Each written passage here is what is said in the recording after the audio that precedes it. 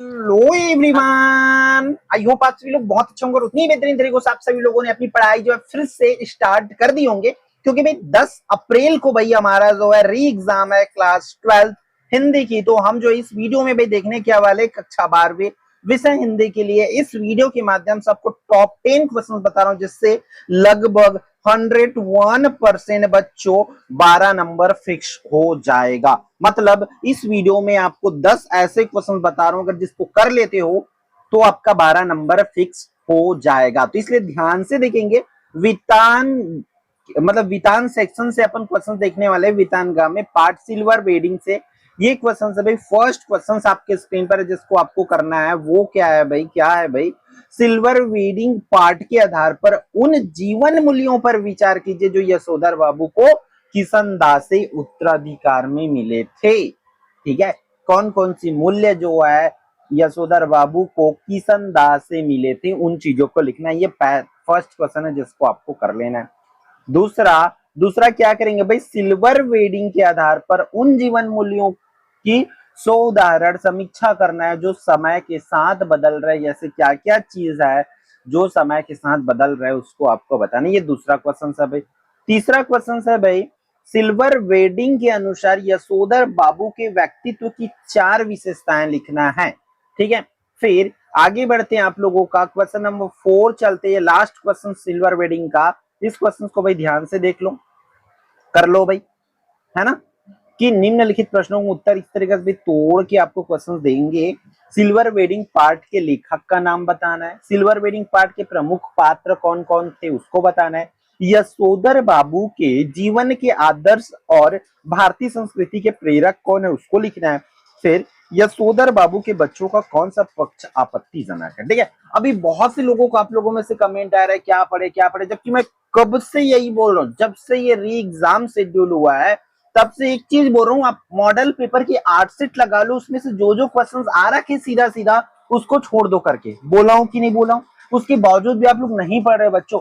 ये बार बार भाई model paper जब करने बोला जा रहा है तो सोच समझ के बोला जा रहा है ना। आप लोग चीजों को समझने की कोशिश करो कि मॉडल पेपर से बोल रहा हूं मतलब वहां से क्वेश्चंस आएंगे।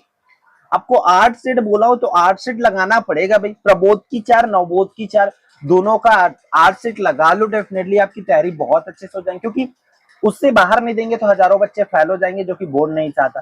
बोर्ड को इतना पता है कि हर एक बच्चे मॉडल पेपर से ही पढ़ते हैं। तब भाई जब आप बोर्ड को पता है तो आपको भी पता होना चाहिए कि मॉडल पेपर से क्वेश्चन आना है। ठीक है, इसलिए ध्यान से करो, मॉडल पेपर से 80 to 90% क्वेश्चन आपको देखने को मिलेगा।